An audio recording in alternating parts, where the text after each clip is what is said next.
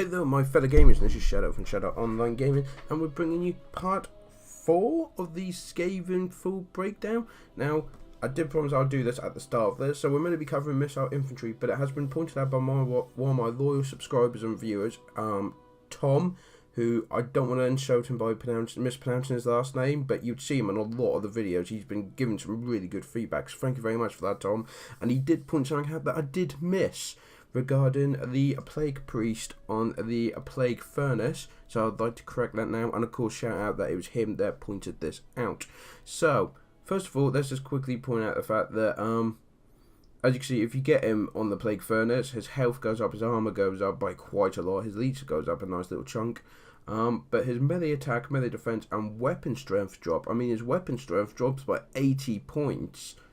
That's quite a big deal, but that is not what we're pointing out. No, if we look at this stat here, he's got magic attacks, contaminated, and armor piercing.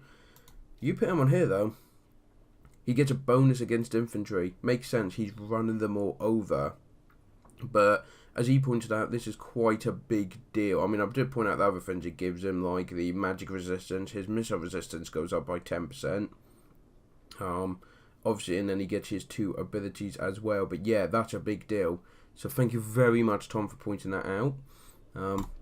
Really appreciate it. Comment below, let people know who you are. So, because it might be, yeah, of questions you might know about this more than I do. Nothing wrong with that at all. So let's go over all of the missile infantry.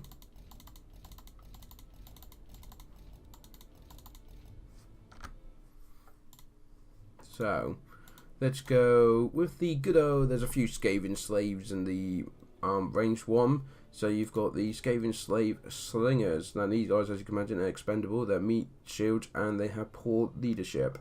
In all honesty, that's pretty much all they've got is the strength in numbers, the scurry away, and the expendable. For those that don't know, the strength in numbers is if their head points are above 50%, they get leadership and melee defense buff, but lose speed, which is interesting.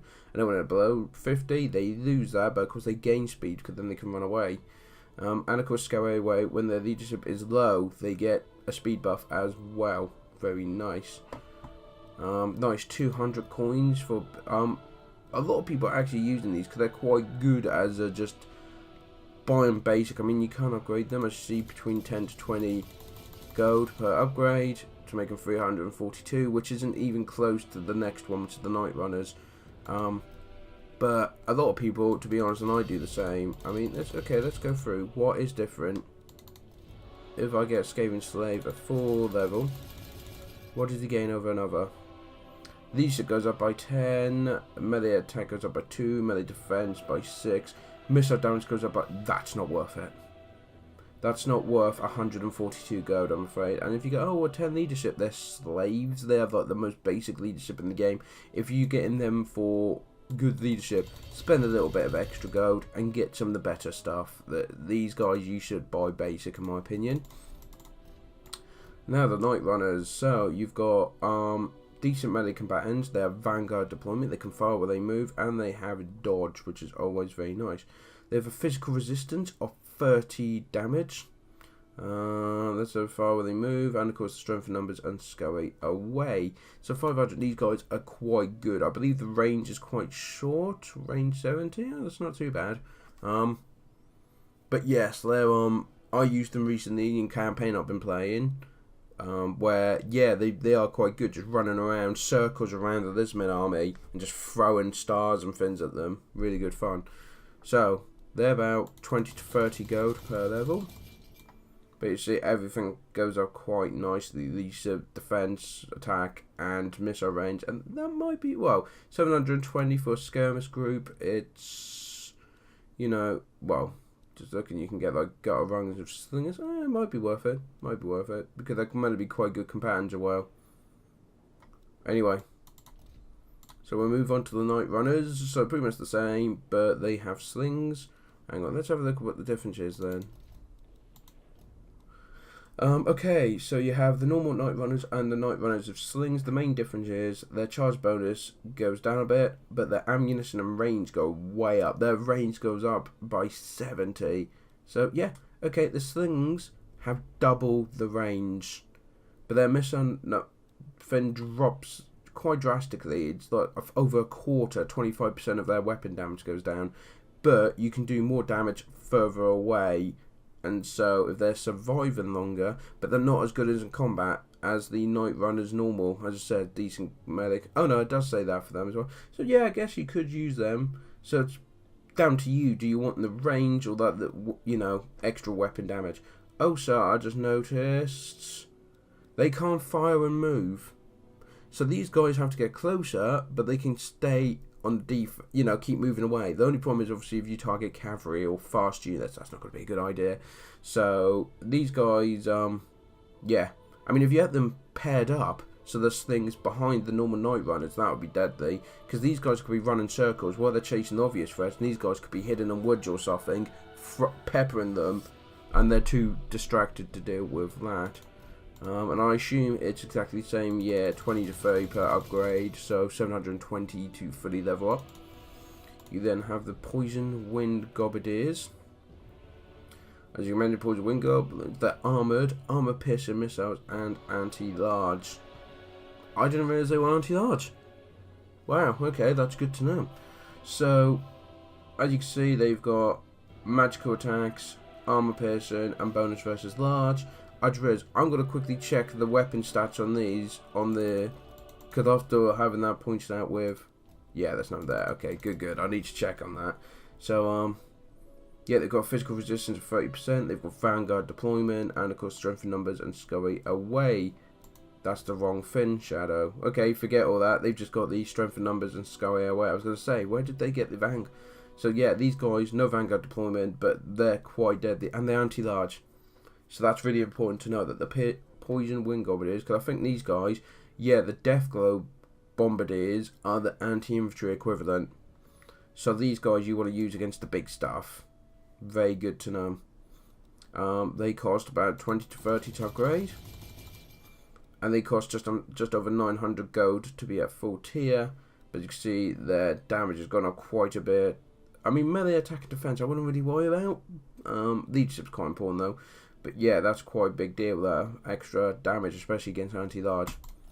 So we'll move over to the Warp Fire Thrower, a personal favourite of mine. 700 gold. Warp Fire, so magical damage I assume. And fire damage, anti-infantry, and damage dealer are there. These are lovely little things.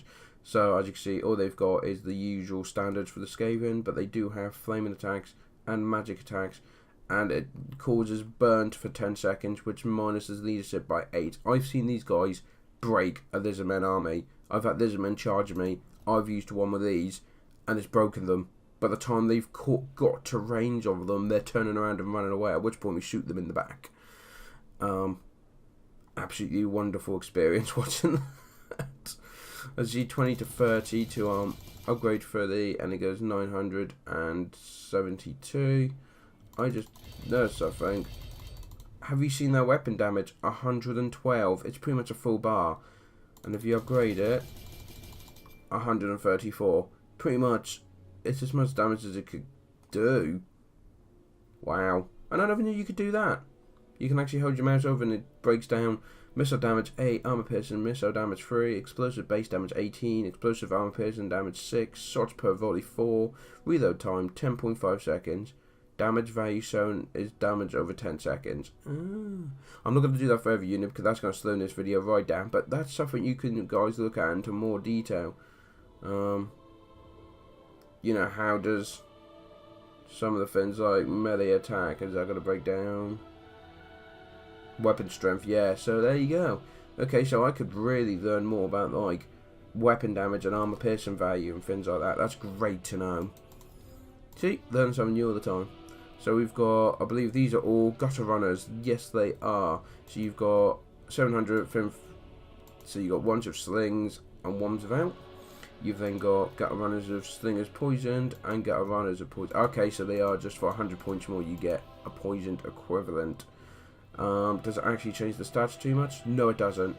As you can see, they're identical. It is purely poisoned. You are paying for. Okay. So let's go over this then, and we're doing together because it makes sense you could get all 4 of these done in one go. So I believe they all have, yep, they've all got exactly the same. So I take that back. The gutter runners of slings have dodge, while the gutter runners have fire whilst moving. They all have snare nuts. They all have stalk, and they all have vanguard deployment. Snare nets are a net attack they can throw over the enemy, whereas there is snare nets. So apparently it's constant, and there's any enemies within 45 meters. Their charge speed and their normal speed drop by 24%. Wow. That's a big deal. So it's a constant effect around any ones within 45 meters of them. That's a hell of a throw. You imagine trying to throw something 45 meters. These guys can do it. They all have a physical resistance of 30%. They all have vanguard deployment. They all get the net, and they've all got the strength in numbers and such. Now, obviously, what is the difference between that and that? Well, they get to fire whilst moving is the main one. So you got some charge bonus +4. Their ammunition isn't as much. Their range is halved, and their missile damage is a bit higher. Okay, then, yeah, fair enough. So yeah, the slingers have a much better range and more ammunition, but the gutter runners, as we know, can move. So it's pretty much the same as the where are they? The night runners. Yeah, pretty much the same as the night runners. Makes sense. These are the upgraded versions of them. So anyway, yes, and obviously to upgrade them by 100 points more, you can give them all poison attacks, both melee and missile attacks, which is pretty good. These guys around 30 odd points to upgrade, and these guys around the same. Yeah, exactly the same. Except they are exactly the same. It is purely the 100 points difference because they are poisoned. And obviously you got the slingers and the normal runners based on what you want them to do. And finally we have the Death Globe Bombardiers, which have got Death Globes, armoured, armour piercing, and these are the anti-infantry equivalent. They have magical attacks, and they are armour piercing.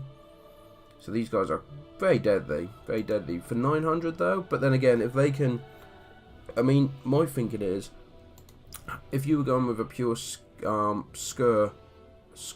scree, is it, of the technology, have the warp fire throws at the front and Death Globe Bombardiers behind, no infantry will ever reach that line, I don't think.